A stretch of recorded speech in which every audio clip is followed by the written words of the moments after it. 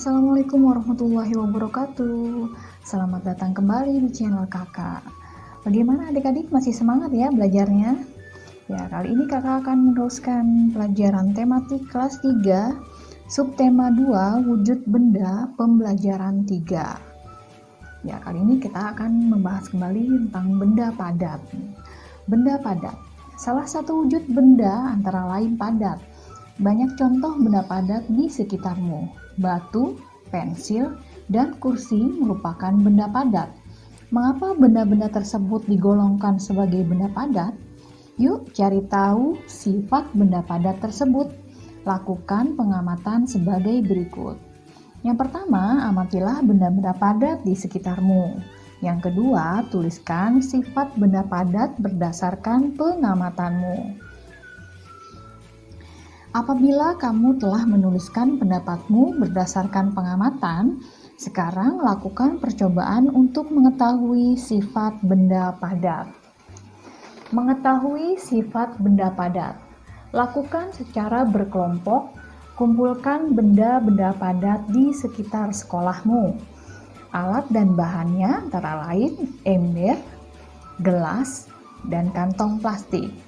Langkah-langkah percobaannya yaitu: yang pertama, masukkan benda yang kamu kumpulkan ke dalam ember, kemudian ke dalam gelas, dan terakhir ke dalam kantong plastik. Catatlah hasil percobaanmu ke dalam tabel di bawah ini. Ya, jadi di sini ada tabel. Sini kakak beri contoh ya. Yang pertama, nama bendanya adalah pensil. Apakah pensil bentuknya berubah sesuai tempat? Tidak. Apakah pensil bentuknya tetap walaupun tempatnya berubah? Ya. Apakah pensil dapat digenggam? Iya. Apakah pensil tidak dapat digenggam? Ya, tentu saja tidak ya, karena pensil dapat digenggam. Yang kedua, di sini kakak menuliskan ada buku. Apakah buku bentuknya berubah sesuai tempat? Tidak. Apakah buku bentuknya tetap walaupun tempatnya berubah? Iya. Dapat digenggam? Iya. Dan yang ketiga, penghapus. Apakah penghapus bentuknya berubah sesuai tempat? Tidak. Apakah penghapus bentuknya tetap walaupun tempatnya berubah? Iya. Apakah penghapus dapat digenggam? Iya. Tentu saja dapat digenggam ya adik-adik. Yang keempat adalah tas. Apakah tas bentuknya berubah sesuai tempat? Tidak. Apakah tas bentuknya tetap walaupun tempatnya berubah? Ya. Apakah tas dapat digenggam? Ya. Dan yang terakhir ada batu. Apakah batu bentuknya berubah sesuai tempat? Tidak. Apakah batu bentuknya tetap walaupun tempatnya berubah? Ya. Apakah batu dapat digenggam? Ya. Kamu telah melakukan percobaan. Hasil percobaanmu telah diperoleh. Dapatkah kamu menyimpulkan sifat benda padat? Ya, jadi benda padat mempunyai sifat antara lain. Yang pertama, bentuknya tidak berubah walaupun berpindah tempat. Yang kedua, ukuran bendanya juga tidak berubah walaupun berpindah tempat. Dan yang ketiga, benda padat bisa disentuh, dipegang, ataupun digenggam. Selanjutnya, rumah Dayu berjarak 6 km dari sekolah. Jarak dari sekolah ke pasar 7 km. Berapa jarak yang ditempuh Dayu dari rumah ke pasar? Jarak yang ditempuh Dayu dari rumah ke pasar adalah 6 km ditambah 7 km sama dengan 13 km. Ya, selesaikan soal di bawah ini. Yang pertama, Udin dan Beni akan berlomba lari. Jarak yang akan ditempuh 350 meter. Lomba pun segera dimulai. Saat Udin telah sampai ke garis akhir, Beni baru menempuh 200 meter. Berapa meter sisa jarak yang harus ditempuh Beni sampai ke garis akhir? Jarak yang harus ditempuh Beni sampai ke garis akhir yaitu 350 meter dikurang 200 meter sama dengan 150 meter. Yang kedua, jarak rumah Edo ke sekolah 2.500 meter. Jarak rumah Siti ke sekolah 4.740 meter. Berapa meter perbedaan jarak rumah Siti dan Edo dari sekolah?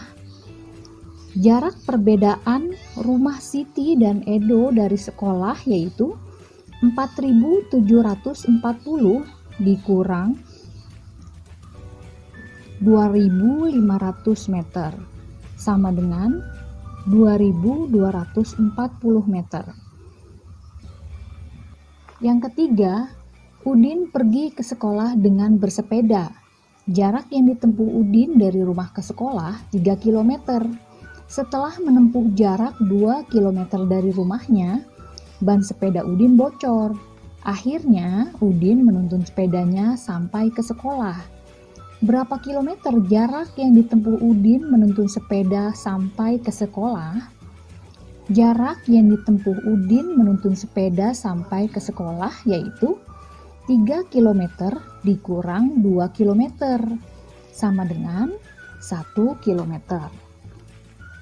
Yang keempat, Lani dan keluarganya pergi ke Bandung naik bus. Jarak Jakarta ke Bandung 130 km. Bus telah menempuh jarak dari Jakarta ke Bandung sejauh 50.000 meter. Berapa kilometer sisa jarak yang harus ditempuh bus tersebut? Sisa jarak yang harus ditempuh bus tersebut yaitu 130 km dikurang 50 meter. Jadi meternya kita ubah dulu ya adik-adik menjadi kilometer. Jadi 130 km dikurang 50 km. Kita rubah dulu dari meter ke kilometer. Jadi 50.000 meter sama dengan 50 km. Jadi 50.000 dibagi 1.000 sama dengan 50 km. 1.000 ini dari mana ya Kak? Ya 1.000 ini dari 1 km sama dengan 1.000 meter. Jadi 130 km dikurang 50 km sama dengan 80 km.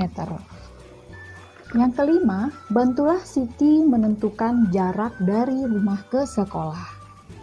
Jarak rumah Siti ke sekolah 3 kali jarak dari rumah ke pasar. Jarak dari pasar ke rumah 100 meter. Berapakah jarak yang harus ditempuh Siti dari rumah ke sekolah? Jadi jarak yang harus ditempuh Siti dari rumah ke sekolah yaitu 3 dikali 100 meter sama dengan 300 meter. Ya, selanjutnya ayo bernyanyi. Apakah suara musik termasuk benda? Tentu saja tidak. Mengapa? Karena suara musik tidak mempunyai massa ataupun menempati ruang atau volume. Mari kita menyanyikan lagu barisan musik. Ya, di sini ada lirik lagu barisan musik ciptaan A.T. Mahmud ya adik-adik. Kalau adik-adik tidak bisa menyanyikannya, adik-adik bisa mencarinya video barisan musik ciptaan A.T. Mahmud ya. Kemudian bisa adik-adik nyanyikan di rumah. Ya, gerakan kakimu dengan 2 jenis gerakan. Gerakan yang lemah lembut dan gerakan yang kuat. Lakukan dengan iringan lagu di atas. Lakukan gerakan kaki yang telah diajarkan sebelumnya. Ya, jadi di sini adik-adik bisa mengikuti gerakan kaki adik-adik ya, seperti pada gambar di bawah ini. Ya, sampai di sini saja ya adik-adik pembelajaran kali ini. Mohon maaf bila ada kesalahan kakak dalam menyampaikan pembelajaran. Semoga bermanfaat, semoga adik-adik paham. Sampai jumpa di pembelajaran berikutnya. Kakak akhiri, wassalamualaikum warahmatullahi wabarakatuh.